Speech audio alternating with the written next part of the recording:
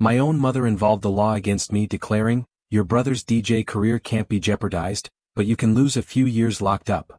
So, there I was, 32 years old, and I'd spent 6 solid years meticulously building my reputation at my firm. Every 60-hour week, every single late-night design revision, every client pitch, it all led to this moment. Senior partner was finally within reach. Meanwhile, my 30-year-old brother Logan was living rent-free in my parents' basement, supposedly working on his DJ career. In reality, he'd been unemployed for 3 years straight, contributing absolutely nothing except draining their bank account for weed and video games. I'd clawed my way up from crushing student loans and side hustles, while he was handed everything and still managed to fail at life. But I had no idea that my clean record, my hard work, had actually made me the perfect cover for something far, far darker. And I definitely didn't know my own mother was about to destroy everything I'd built. The pitch was going flawlessly. We were on the 27th floor in a glass conference room overlooking the entire city. My sustainable drainage design was about to land me the biggest contract of my career. $3.8 million to transform Riverside Park from a concrete wasteland into something people actually wanted to visit. 6 years deep into landscape architecture, and this was it, my shot at becoming a senior partner. Corner office. 6-figure salary. Respect. Then the conference room doors slammed open. 2 uniformed cops and a detective who looked like he benched small cars for fun walked straight towards me. They didn't ask permission. They didn't apologize. They just made a beeline while I was mid-sentence about water retention systems. "Noah?" "Yeah, that's me." "Whatever this is, can it wait 20 minutes? I asked, completely bewildered. "No. You're under arrest for identity theft and embezzlement." I laughed. I swear to God, I actually laughed. It had to be a prank. Maybe the junior architects thought they were being funny. But then cold steel clicked around my wrists and reality hit me like a freight train. The detective said there was a warrant. White collar or not, they weren't waiting for me to finish my presentation. My boss stood up so fast his chair screeched across the floor. "Detective, this is my lead architect." "You've made a mistake," he exclaimed. "No mistake. We have surveillance footage, forged signatures, electronic records. It's airtight," the detective replied, his voice flat. They walked me out through the main office, past everyone I'd worked with for 6 years. Past the assistant who always saved me the good coffee. Past the interns I'd been teaching. Every single person was staring at me like I'd just murdered someone's dog. The shame was suffocating. My phone started blowing up before we even hit the elevator. Text from colleagues, email notifications pinging, work chat going nuclear with questions. By the time we reached the lobby, 3 major clients had already called asking what the heck was happening. My boss's assistant was speed walking behind us, whispering urgently into her phone about damage control and media statements. The perp walk through that marble lobby felt like it lasted hours. Security guards I joked with every morning stood frozen, eyes following me like I'd just sprouted horns. The lunch crowd from nearby offices stopped mid-bite to watch. Someone even had their phone out, filming. Great. I'd be viral by dinner, tagged and shared across every architecture forum and industry group imaginable. The downtown precinct smelled like burnt coffee and broken dreams. They threw me in an interrogation room, and the detective dropped a file on the table thick enough to stop a bullet. $16,000? He began. "Noah, you drained it from Midwest Manufacturing's Employee Relief Fund 18 months ago. The withdrawal was initiated through a forged authorization packet submitted to a third-party administrator. We've got you on camera at the bank collecting the check. We've got your signature on withdrawal slips. Game over." I was dumbfounded. I didn't touch anything. I haven't worked with Midwest in over a year. The detective leaned back, arms crossed. "The initial complaint came from a family member. Said you've been acting weird with money lately. Even gave us copies of your ID documents to help with the investigation." He slid a photocopy of a check across the metal table. My name was signed at the bottom. Except the signature was wrong. The C had this stupid flourish my brother Logan used when he forged my signature on permission slips in high school. That dragged out, R at the end. Classic Logan. "That's my brother's handwriting," I blurted out. "Not mine." The detective raised an eyebrow like I'd just told him the earth was flat. "So your brother walked into a bank with your ID, forged your signature, and nobody noticed? You realize how that sounds." It sounded insane. But Logan and I looked similar enough. Same build, same brown hair, same square jaw. If he had my documents, he could absolutely pull it off. Especially since he'd been mooching off my parents for 3 years straight, doing absolutely nothing except smoking weed and playing Call of Duty. I called Ashley, my best friend from college and currently the sharpest defense attorney in Chicago. She showed up within 2 hours and somehow got me released on bail pending investigation. "You're in deep, Noah," she said as we walked to my car. "The evidence looks bad. This isn't about your job. It's about someone wearing your name like a costume. If you're saying it's Logan, we need proof. Real proof." "I know exactly where to find him," I muttered. I drove straight to my parents' place in the suburbs. The same house where Mom used to lecture me about responsibility while handing Logan everything on a silver platter. As I pulled into the driveway, my headlights swept across something that made me slam the brakes. A neon orange McLaren 570S, sitting there like a middle finger to reality. My dad drove a 15-year-old sedan with duct tape holding the bumper on. Mom had a basic SUV she'd owned since 2010. Logan's biggest accomplishment was reaching Prestige Master on some video game. Logan wasn't smart, but he was a sponge for anything my parents called business. He'd sit around half awake and repeat their stories like he was in the room when it happened. Where the heck did a $200,000 car come from? I got out and touched the hood. Still warm. Someone had been driving it recently. The paint was perfect. Showroom level shine. No scratches, no door dings, not even a speck of dust. Someone was babying this thing like it was made of glass. I checked the temporary tag in the window, registered 3 days ago to some business name I didn't recognize. The interior was pristine through the window. Tan leather seats, carbon fiber trim. That new car smell was probably still lingering. The odometer read 127 miles, barely broken in. I pulled out my phone and snapped photos of the VIN plate, the temporary registration, the odometer. Something about this car screamed wrong. Logan couldn't afford a Happy Meal without begging Mom for cash. Now he's driving a car worth more than most people's houses. I pushed open the front door, unlocked as always, and walked inside. The scent of vanilla candles hit me first. Mom's signature smell, the one she used to cover up every lie this family ever told. They were all sitting in the dining room eating dinner like it was just another Monday. Steak, mashed potatoes, water glasses. A perfect suburban family scene. It made me want to put my fist through the wall. "Noah." Mom set down her fork. Zero surprise on her face. "You're home early. You knew I got arrested?" "Of course. The police called asking about your residency history." Logan wouldn't look at me. Just kept sawing at his steak, hands shaking like a leaf. I lunged for him, but Dad blocked me with surprising speed. "Noah, control yourself. That's your brother. He stole 16 grand using my name. They handcuffed me in front of my entire office. My career is finished because of this waste of oxygen. Don't call your brother names." Mom snapped. She stood up, pushed me into a chair with more force than I expected. Her grip felt like iron. "Sit down. We're going to discuss this like adults." "Before we talk about anything," I said, gripping the chair arms, "I want to know about that McLaren outside. Whose is it?" Logan shrunk back in his seat. It's for my influencer content." "Influencer content? You stole company funds to play rich kid on Instagram." "Enough." Mom's voice cut through the room like a blade. "What's done is done. Logan made a mistake. He didn't mean any harm." "A mistake? It's multiple felonies, Mom.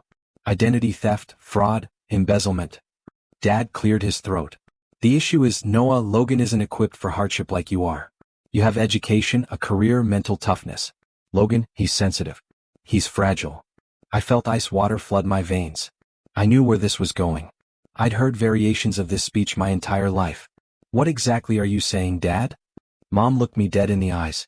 No hesitation, no shame. "Noah, you need to take responsibility for your brother's actions." The silence was absolute. Even the refrigerator seemed to stop humming. "Excuse me?" I managed to choke out. "You heard me correctly. If Logan goes to prison, he'll die. He won't last a single week. But you're different. You're a survivor. You can handle 18 months in minimum security, and when you get out, you can rebuild. You're talented. He can't risk his DJ career falling apart now. You can lose a few years. You'll bounce back. You're out of your mind." I stood up so fast the chair hit the wall. "You want me to go to prison for his crime? It is your responsibility." Mom raised her voice, face flushing red. "You're the oldest. You've had everything. The education, the career, the opportunities. Your brother has nothing. Now you want to take away his freedom too." "I'm not taking anything. He did this to himself. Money is replaceable, Noah. Family is not." She slammed her palm on the table hard enough to make the water glasses jump. "For once in your life, be a real brother. Some people are born to support others. That's your role in this family. Accept it." That's when I understood. The woman standing in front of me wasn't my mother. She was a stranger who'd sacrifice one son to protect the other without losing a minute of sleep. But I didn't know yet that the $16,000 was just the opening act. I didn't know about the McLaren's real source. I didn't know about the empire they'd built using my name. Dad. I turned to him, hoping for one voice of reason. You seriously agree with this? You want me locked up? He stared at his water glass like it held all the answers. Couldn't even meet my eyes. Your mother's right. Logan isn't built for the real world like you are. Prison would destroy him permanently. The memories hit me all at once. When I was 17, I needed a car to get to my construction job. They said money was tight. I saved for 8 months, bought a rusted Ford Ranger with 180,000 miles. 3 weeks later, for Logan's 15th birthday, they rolled out a brand new Kawasaki dirt bike. When I got into college, I took out $60,000 in student loans and worked 2 jobs delivering pizzas and doing landscaping. The college fund my grandfather left me had mysteriously evaporated. That same year, Logan went on a summer art program to Italy that cost $8,000. My entire life had been me clawing for every scrap while Logan got handed everything and still managed to fail upward. I won't do it, I said, my voice flat and final. I'm not pleading guilty. Logan, you're on your own. Logan's eyes filled with tears. The same trick he'd been using since he was 5. Noah, please. I'm scared. I owe people money. Bad people. If I go inside, they'll kill me. You've always been good at fixing things. You're my big brother, man. Don't give me that big brother garbage. You're driving a $200,000 car while I work 60-hour weeks. Where did the money for that car really come from? Logan glanced at Mom, then stammered, It's a rental for content. So, you called the cops on me for your garbage? I will mess you up. I snapped. Enough. Mom stepped between us, puffed up like she was ready to physically fight me. We're not discussing the car. We're discussing your brother's future. The room went dead silent. You turned me in. I forced you to do the right thing, she said, like it was the most reasonable explanation in the world. And I can fix it if you cooperate. Plead guilty. I've already talked to our family attorney. If you confess and pay restitution, you might get probation. Maybe 6 months in county at worst. Minimum security. We'll cover the $16,000. Dad and I will figure it out. Our family attorney. A man I'd looked up to my whole life. The fact that she'd already pulled him into this conspiracy made the walls feel like they were closing in. I'm not confessing to something I didn't do. I'm going to fight this. I'm hiring the best lawyer money can buy. And when the investigation points to Logan, then he faces the music. I turned toward the door. If you walk out, Mom screamed, don't ever call me Mom again. I will do whatever it takes to protect Logan. Whatever it takes, Noah, I will burn your life to the ground if I have to. I didn't look back, slammed the door and walked into the cold October air. I looked at that McLaren one last time. Something was wrong. $16,000 couldn't buy that car. Couldn't even cover insurance. And Logan said he had gambling debts. If he had debts, why the luxury car? Nothing added up. That was Monday. By Friday, she turned my life into a bonfire. I drove back to my apartment, hands shaking so bad I could barely grip the wheel. Called Ashley the second I got inside. They want me to take the fall. Tell me you're not considering it. Heck no. But Ashley, something's off. There's a McLaren in their driveway. Logan says it's a rental, but my parents weren't worried about money. They were only worried about Logan doing time. A McLaren? Ashley sounded alarmed. Okay, listen. Come to my office tomorrow morning. Do not talk to them again. And most importantly, check all your bank accounts right now. I opened my laptop, logged into my savings account. The screen loaded and my heart stopped. Balance, $0. My savings. The account I'd been building for 9 years to buy a house. $43,000. Gone. Completely wiped out. I checked the transaction history. A massive transfer initiated that afternoon, right after I got arrested. Authorized by Deborah. The timestamp showed 2:47 p.m., less than an hour after the cops walked me out. She'd been watching the clock, waiting for the exact moment I'd be locked in that interrogation room. Couldn't defend myself. Couldn't stop the transfer. Couldn't even check my phone. She'd planned it down to the minute. Probably had the transfer page loaded and ready. Finger hovering over the confirm button. I scrolled through more transactions, smaller withdrawals dating back weeks. 200 here, 500 there. She'd been testing the waters, seeing if I'd notice. I never checked this account regularly, just watched the balance grow on autopay from my paycheck. She'd exploited that perfectly. I'd forgotten. When I opened this account right out of college, Mom insisted on being a joint holder, just for emergencies, she'd said. I was 22 and trusted her. Never thought to remove her name. She cleaned me out. My defense fund, my future, my safety net. My phone buzzed. Text from Mom, "This is just the beginning. Cooperate and I'll return it. Force my hand and you'll lose everything." Then another text immediately after, "You think I won't do it again? I made one phone call and they put you in cuffs. Don't test me." I threw the phone across the room. 3 days later, someone pounded on my door like they were trying to break it down. My landlord. He looked genuinely afraid. "Noah, I'm sorry. Your mother just called. She said you're running a methamphetamine distribution operation out of this apartment. She sent me a photo of your arrest warrant. I can't take this risk. I need you out in 72 hours. I've known you for 5 years. I'm a landscape architect, not a drug dealer. I'm refunding your security deposit. Please, I can't have the police raiding my building." He shoved the eviction notice into my hands and practically ran down the hallway. My mother wasn't bluffing. She was systematically destroying my life. This control freak. I went straight to Ashley's office. She handed me black coffee and sat me down. "I heard about the bank account. We could sue for conversion, but it's a joint account. Civil matter, not criminal. It'll take months. Right now, our priority is the criminal case." "I need to talk to our family attorney," I said. "He's handled my parents' legal stuff for 20 years. Maybe he can help me understand what's happening." Ashley frowned. "Be careful. If he's their attorney, his loyalty isn't to you." I drove to his office downtown. He'd been Dad's best friend since college, the man who gave me career advice when I was choosing schools. I'd always thought of him as the good uncle. "Noah, my boy," he greeted me with a firm handshake. Sit. Your mother explained the situation. Terrible business. I didn't do it. Logan forged my signature." He sighed, taking off his reading glasses to clean them. "I believe you, Noah, but the problem is evidence.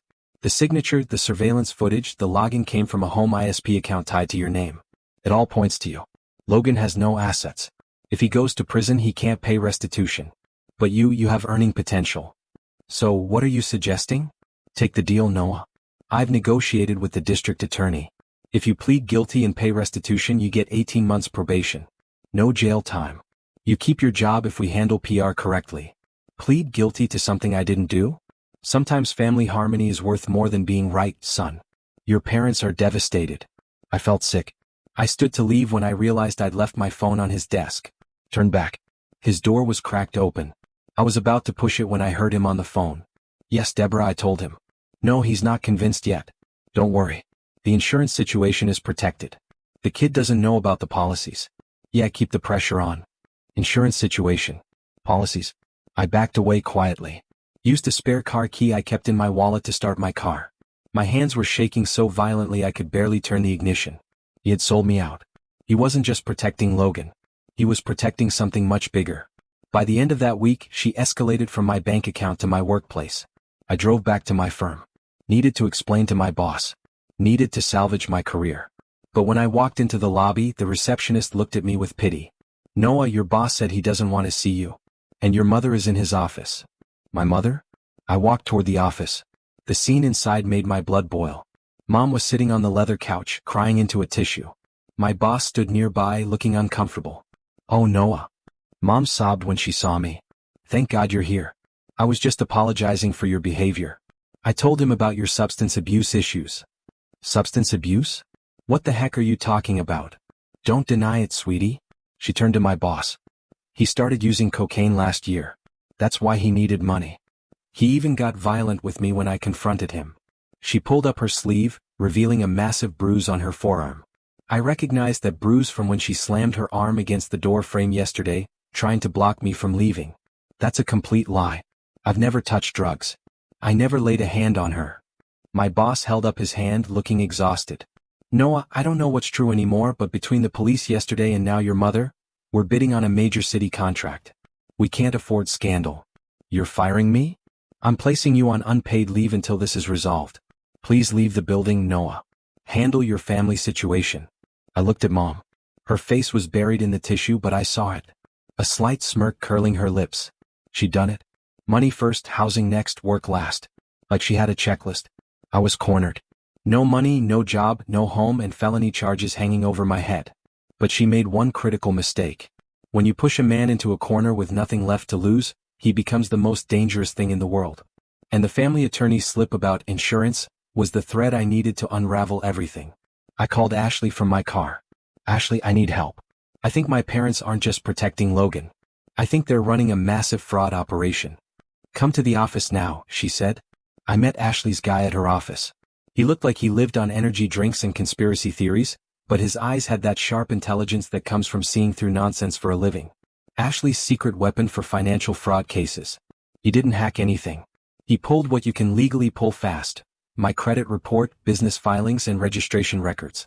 The deeper stuff took days, not minutes. Phone calls, public record requests, a few paid background pulls, an investigator who knew how to get a storage manager talking without sounding like a cop. By the time we went back to the detective, we weren't walking in with a conspiracy board and vibes. We had a packet. All right, Noah. He spun his laptop around. I pulled your credit report like you asked. And holy heck, it's lit up like a Christmas tree. What did you find? I asked, my heart pounding. You own 4 LLCs. Reynolds Consulting, Apex Logistics, Northern Imports, and Cascade Holdings. All registered under your name and social security number. Starting 10 years ago. 10 years ago. Right after I graduated and moved out, my parents had asked to borrow my documents for some insurance paperwork. I trusted them completely. And here's where it gets interesting, he continued. That McLaren you mentioned? Registered to Reynolds Consulting. But that's not all. There's a Porsche 911, an Audi R8, and a Range Rover, also registered to these companies. I felt like I'd been punched in the stomach. My family was driving a fleet of luxury vehicles in my name, while I drove a 10-year-old Honda with a cracked windshield. What about money movement? Ashley asked. That's where it gets dark, he grimaced.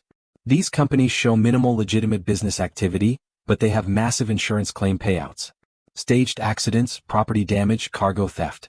Total payouts over the last 6 years? North of $800,000. He pulled up another document. And here's the thing that'll make your blood freeze. That McLaren, it's scheduled for a photo shoot next week at a storage facility rented under Cascade Holdings. Through publicly accessible business filings, I found the facility's address. The investigator I work with visited. They've been moving damaged car parts in and out for months.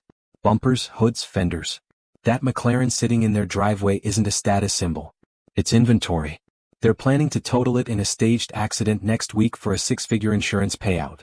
He clicked through more files, spreadsheets with dates, locations, claim amounts. Check this out. Repair estimates, body shop invoices, all fake. They got a whole network. 3 body shops in different counties. All owned by the same shell company registered in Delaware. They bring in wrecked luxury cars from auction. Swap VINs with clean titles registered to your LLCs, then stage collisions for insurance money. The body shops write inflated damage reports. Insurance pays out. They pocket the difference. He pulled up photos. This Porsche 911? Bought at salvage auction for $22,000 with front-end damage. 2 months later, same VIN shows a rear-end collision claim for $90,000. The math doesn't work unless you're committing fraud. How many vehicles? I asked, my voice barely a whisper. At least 12 in the last 3 years. Some got totaled twice using different VINs. They're rotating through cars like a chop shop, but making it look legitimate with your clean record backing the claims. It's sophisticated as heck. My stomach dropped. The warm car in the driveway wasn't about showing off. It was product positioning for the next scam. And the money trail? I asked. Laundered through multiple accounts, but it all flows back to 2 people, Mark and Deborah. They've got offshore accounts in the Cayman Islands, a Delaware LLC that owns the body shops, and cash withdrawals that coincidentally match Logan's gambling habits. Your brother's been living off this operation while you worked your butt off. Everything clicked. Logan's $16,000 embezzlement was pocket change, a stupid mistake by an addict brother that threatened to expose the entire operation my parents had built, using my identity as the foundation. They wanted me to plead guilty not just to save Logan. They wanted the case closed immediately. If police investigated Logan's finances deeply, they'd find the shell companies. But if I took the fall, the file would be sealed and their empire would stay hidden. I was the perfect cover. We need hard proof, Ashley said. These numbers are suspicious, but they could claim you were running the company since your name is on everything. I know someone who can help, I said. Morgan. Morgan was Logan's ex-girlfriend. They'd broken up 4 months ago after a massive blowout. Logan had cheated on her and my family gave her a hard time. I found Morgan working at a pool hall on the south side. When she saw me, she looked like she wanted to run, but I blocked her path. Morgan, I'm not here to cause problems. Logan and my parents are trying to send me to prison. Morgan paused, her eyes filled with bitterness. Your family is pure garbage. They treated me like trash. I know. They're doing the same to me now. Do you know anything about their business operations? Morgan laughed, lighting a cigarette with shaking hands. Business? You mean the insurance scams? Logan used to brag about it when he was high. Said his parents were criminal geniuses. Buying luxury cars, staging wrecks, collecting payouts. He even kept documentation. Called it his insurance Bible, in case his parents tried to cut him out of the money. Any idea where that documentation is? He keeps it in a shoebox under his bed. Black Nike box. Has every claim, every payout, every staged accident documented. He showed me once when he was paranoid they'd screw him over. Said it was his life insurance policy. I turned to Ashley. We need that notebook. We can't break in. That's illegal, Ashley warned. We need to manipulate them into giving it up or manipulate them into confessing. A dangerous plan formed in my mind. It was risky as heck, but it was the only way to end this permanently. I'm going to plead guilty, I told Ashley. Are you insane? No, I'm going to pretend to plead guilty. I'll tell them I agreed to take the fall, but on one condition. They sign over a chunk of money up front so I can start a business when I get out. I'll bait them into explaining where the money comes from. You need to record it, Ashley said. And we need law enforcement involved. I called the detective. Initially he thought I was wasting his time. But after Ashley's guy sent him the preliminary financial analysis and Morgan's statement, his entire attitude changed. All right, Noah, the detective said, the insurance fraud crosses state lines.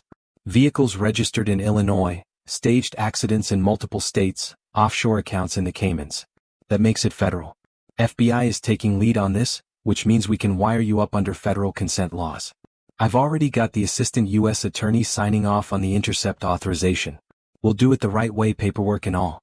If it's not clean, we're not doing it. But you need to get them to admit it verbally. Don't ask leading questions. Let them volunteer information. Let them brag.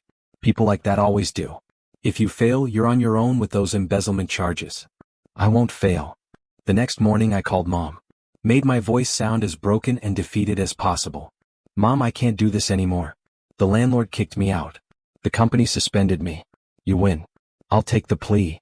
Silence on the other end. Then Mom's voice, triumphant and disgustingly sweet. I knew you'd see reason, Noah. You've always been a good son. Come home tonight. We'll celebrate the family coming together again. Celebrate. She used the word celebrate for her son going to prison. I hung up and looked in the mirror. The man staring back looked exhausted, but his eyes burned with purpose. Tonight I was walking into hell. And I wasn't walking out alone. The detective didn't magically turn federal overnight. He forwarded our packet, and a few days later I got a call from people who sounded allergic to small talk. There was paperwork, a test run, and a safety phrase. The code word wasn't spy stuff. It was just a way to get me out fast if things went sideways. The detective and his FBI team fitted me with a high-quality wire, taped tight to my chest under my shirt.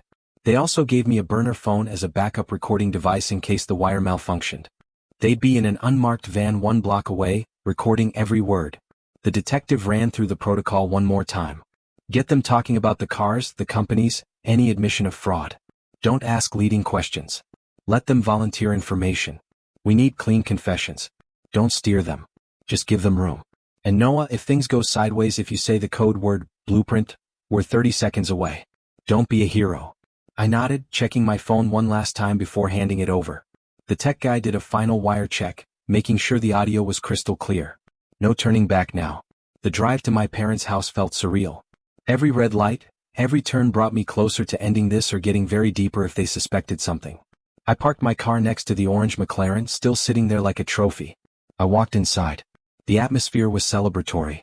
Mom had cooked a massive dinner. Logan was sprawled on the couch, grinning like an idiot. The prodigal son returns. Logan cheered, clearly already hyped up. Noah, I knew you wouldn't abandon me. I fought the urge to vomit, slumped my shoulders, played the defeated card. Save it, Logan. I'm doing this for family, not for you. Sit down, son. Dad poured and handed me a glass of sparkling cider. This is the right choice. Family comes first. I held the glass but didn't drink. Before I go to the DA tomorrow, we need to settle something. I'm losing my career. I need a financial guarantee for when I get out. Oh, stop worrying. Mom waved her hand dismissively, practically glowing with satisfaction. We'll take care of you. How much do you want? I want $200,000 and I know you have it. I see the McLaren, the Porsche. Where did you get that kind of money? Dad's pension can't cover this. Logan laughed, already riding high on adrenaline. He didn't understand the mechanics, but he'd memorized the bragging points. Pension? Bro, you think we're living off pension? You're the golden goose. Reynolds Consulting, Apex, Northern, all your companies. We've pulled in close to $1 million using your clean record. Logan, shut your mouth. Mom snapped. But Logan was on a roll. What? He's taking the fall anyway. He should know what he's protecting. Logan turned to me. That warehouse fire last year? 300 grand payout. The highway pileup last spring? Another 150. You're a genius and don't even know it. Logan, I said enough. And the McLaren? That's going into a staged wreck next week. Already got the claim forms ready. Some hit and run set up on Lakeshore Drive. Boom. $250,000. Easy money. Logan. Mom's voice cut like a whip, but it was too late. The damage was done. Dad had gone white. Mom stood there frozen, realizing what just happened. Logan looked confused, finally sensing he'd said too much.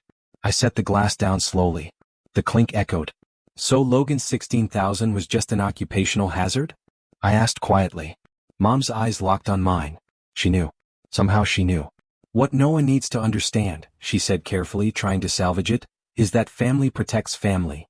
These business arrangements are complicated, but... I stood up, shedding the defeated posture. Reached into my jacket and pulled out the burner phone the FBI had given me, setting it on the table face down, nice and calm. What is that? Dad's face drained of all color. That's a first-class ticket to prison for all three of you. Sirens wailed outside. Blue and red lights flooded through the windows. Police. Open the door. You. What did you do? Mom stumbled backward. I did what a real brother does. I cleaned up the mess. Run, Logan. Dad screamed. Logan grabbed the McLaren keys and bolted for the garage. The front door slammed open. Officers rushed in. Everybody down. Hands where we can see them. I raised my hands, standing still. Dad got tackled, handcuffs snapping on. Mom screamed as officers dragged her out. Through the window, I watched Logan sprint toward the McLaren. He yanked the door open, threw himself inside. The engine roared to life, but 2 patrol cars had already blocked the driveway. He revved the engine, tires spinning uselessly against concrete. Officers surrounded the vehicle, guns drawn. Logan killed the engine, stepped out with his hands up. The officer nearest him spun him around hard, face first into the McLaren's hood, the same hood he'd probably wiped down 100 times, now pressed against it while steel cuffs clicked around his wrists. Then Logan's panicked voice cut through the chaos. Wait. I can give you more. Photos, texts, burner phones. Keep me out of federal prison and I'll give you everyone. Even handcuffed, the golden child was negotiating. The detective picked up the burner phone and checked the wire pickup. Solid work, Noah. Those flashing police lights were the most beautiful thing I'd ever seen. They took everyone downtown. This time I wasn't in cuffs. I rode in the detective's unmarked car as a cooperating witness. At the precinct, Logan broke in under 20 minutes. Gave up the insurance Bible location, Swiss account numbers, everything. Then he pulled out his phone, a hidden folder full of screenshots, planning texts between Mom and Dad, burner numbers, staging scripts. He'd been keeping receipts on everyone the whole time. Pure rat instinct. Dad confessed to everything within an hour, asking only for leniency for Mom. Mom refused to talk until the detective played the recording. When her voice filled the room, admitting to the staged accidents and insurance payouts, her face went white. I finished my statement at 4 a.m. Ashley met me outside with coffee. Full immunity for cooperation, she said. The detective's writing the exoneration letter for your boss. The trial took 14 months to get to court. My parents hired expensive lawyers, fought hard, pleaded not guilty. Mom tried claiming I was the mastermind, but the financial analysis in Logan's dead man switch folder buried that argument. The jury took under 4 hours. Guilty on all counts. The judge sentenced them without hesitation. Mark, 13 years federal. Deborah, 13 years federal. Logan, 4 years with mandatory rehab. Mom screamed as they let her out. Called me a traitor. The marshals didn't care. I blocked every relative who sided with them. Done negotiating. My boss called me back to the firm a week after sentencing. The Riverside Park project. We won the contract. City planning specifically requested you as lead architect. He slid the promotion paperwork across his desk. Senior partner, you earned it. Ashley and I had dinner that night at a steakhouse overlooking the river. First time in 18 months we weren't talking about depositions or evidence chains. You look different, she said. I feel different. She squeezed my hand across the table. I was wondering when you'd notice I've been right here the whole time. We moved in together 8 months later. No drama, just respect and silence when we needed it. 14 months after that, I stood on the observation deck of the completed Riverside Park. Opening day, hundreds of people walking through gardens I designed. Ashley leaned against my shoulder. "What are you thinking?" she asked. "That I'm done looking back." "Good," she said. "The mayor's waiting for the lead architect." I turned away from the railing and walked into the crowd.